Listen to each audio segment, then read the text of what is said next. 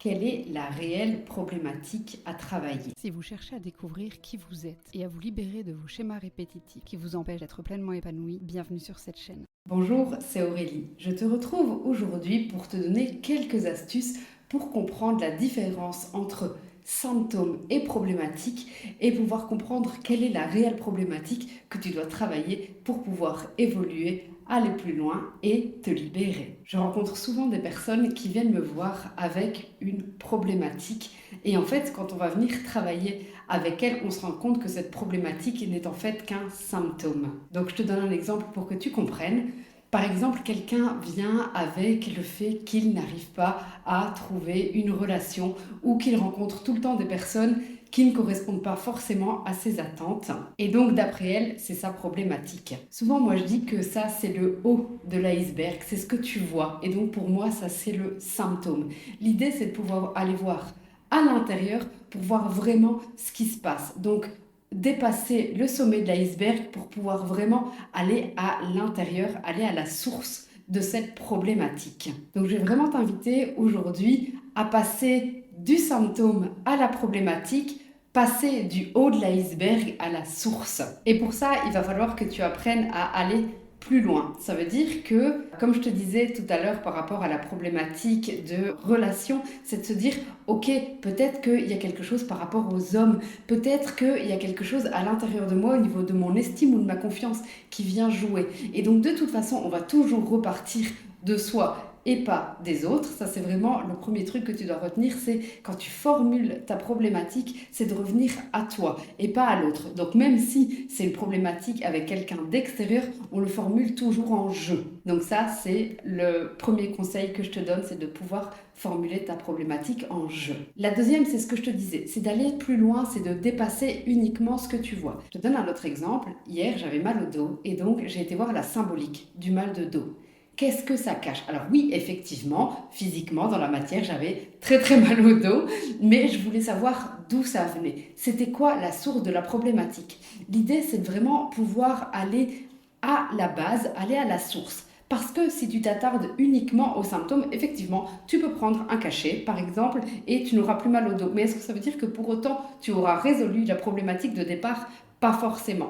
Donc voilà, l'idée c'est de toujours aller plus loin pour pouvoir, alors souvent je dis, enlever la racine du cryo et pas juste aller tondre et ne plus l'avoir pendant X temps. On veut vraiment créer du changement sur du long terme et du changement durable.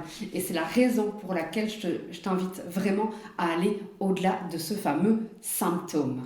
La deuxième chose que tu peux faire quand tu es confronté à ça, c'est te dire, ok, est-ce qu'il y a d'autres personnes dans ma famille qui ont déjà été confrontées à cette même problématique ou est-ce que moi-même, j'ai déjà été confrontée à cette même problématique? Et là, on va s'attarder à ce que j'appelle les schémas répétitifs. Donc ça veut dire que toi-même, tu peux vivre des schémas répétitifs. Donc on va toujours reprendre le même exemple de ne pas pouvoir trouver une relation qui nous convienne au niveau amoureux. Est-ce que dans ma vie, j'ai plusieurs fois été confrontée à la même relation? Est-ce que je rencontre tout le temps les mêmes personnes? Et donc, on va déjà voir si ça se répète par rapport à nous. Et quand on aura fait ce chemin-là pour nous, on pourra alors aller voir dans notre famille s'il y a aussi ce même type de schéma répétitif. Est-ce que toutes les femmes de ma famille ont des difficultés à trouver un homme qui leur convienne? Est-ce que dans les couples de ma famille, il y a des choses qui semblent pas tout le temps forcément claires? Est-ce qu'il y a des secrets de famille? Est-ce qu'il y a des non-dits? Et donc ça, c'est vraiment la deuxième astuce que je te donne, c'est de pouvoir aller voir dans ta famille, est-ce qu'il y a ces mêmes schémas répétitifs? Donc je te rappelle, premier conseil, parler en jeu. Deuxième conseil, aller voir si c'est des schémas répétitifs. Et le troisième conseil que je peux te donner, ou en tout cas la troisième piste que tu peux privilégier pour aller au-delà du symptôme, eh bien c'est de creuser. Alors tu vas me dire, ok, creuser, mais comment on fait? Eh bien c'est de toujours aller plus loin. Donc décortique les choses. Dans quel domaine ça a lieu? Est-ce que ça a lieu dans plusieurs domaines de manière simultanée? Est-ce que c'est à certains moments de l'année ou pas d'autres? Quand ça s'est déclenché, ça c'est toujours hyper intéressant de se dire, ok, ça s'est déclaré à tel moment. Qu'est-ce qui se passait à ce moment-là? À quelle période de l'année ça avait lieu? Est-ce qu'il y avait une fête en particulier? Est-ce qu'il y avait un anniversaire en particulier? Est-ce qu'il s'est passé quelque chose en particulier à ce moment-là? Donc là, on va vraiment aller encore plus loin. On va vraiment venir décortiquer la problématique. Alors, le symptôme et ou la problématique parce que ça dépendra. L'idée, c'est de toujours aller plus loin. C'est un peu comme un entonnoir, ce que je te propose. C'est de te dire, ok, on arrive avec le symptôme et on veut arriver à la problématique. Pour y arriver, eh bien, je parle en jeu, je vais voir s'il y a d'autres exemples que j'ai déjà vécu ou dans ma famille.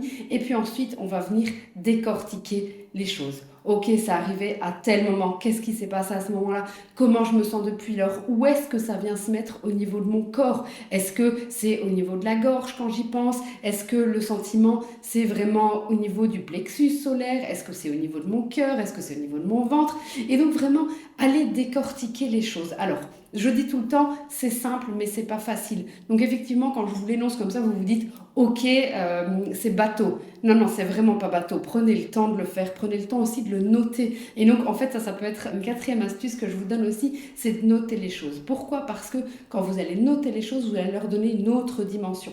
Vous allez venir matérialiser les choses. Et quand on rend matériel les choses, ça prend une autre saveur. Tant que c'est dans votre tête, ça peut s'évaporer. Une fois que vous l'avez mis sur papier, c'est déjà très différent. Vous avez en face de vous des notes.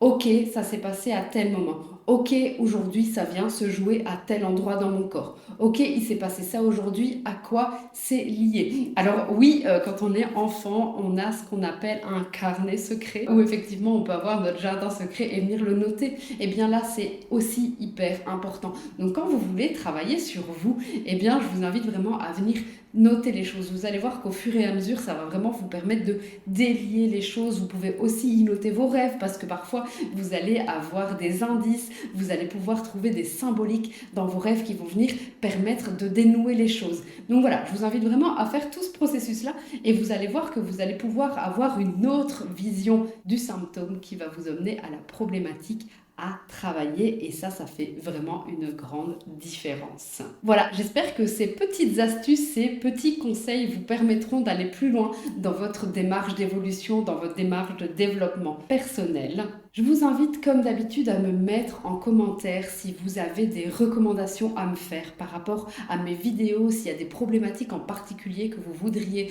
que j'aborde. Je reviendrai de toute façon sur des mémoires transgénérationnelles, mais je voudrais vraiment avant tout qu'on voit comment ça fonctionne avant de pouvoir aller plus loin. Et donc c'est pour ça aussi que toutes mes vidéos, finalement, si vous n'avez pas vu les premières, je vous invite à aller les voir parce que ça a vraiment un ordre logique. Et donc au plus on va avancer dans les vidéos, au plus on va pouvoir aller plus en profondeur à l'intérieur de nous-mêmes. Donc n'oubliez pas de me mettre en commentaire ce qui vous intéresserait de savoir à la fois par rapport à des problématiques, à des thématiques et ou à des mémoires transgénérationnelles. Je vous invite également à vous abonner à ma chaîne pour ne rater aucune vidéo. Je vous souhaite de vivre pleinement votre vie et je vous dis à très vite dans une prochaine vidéo.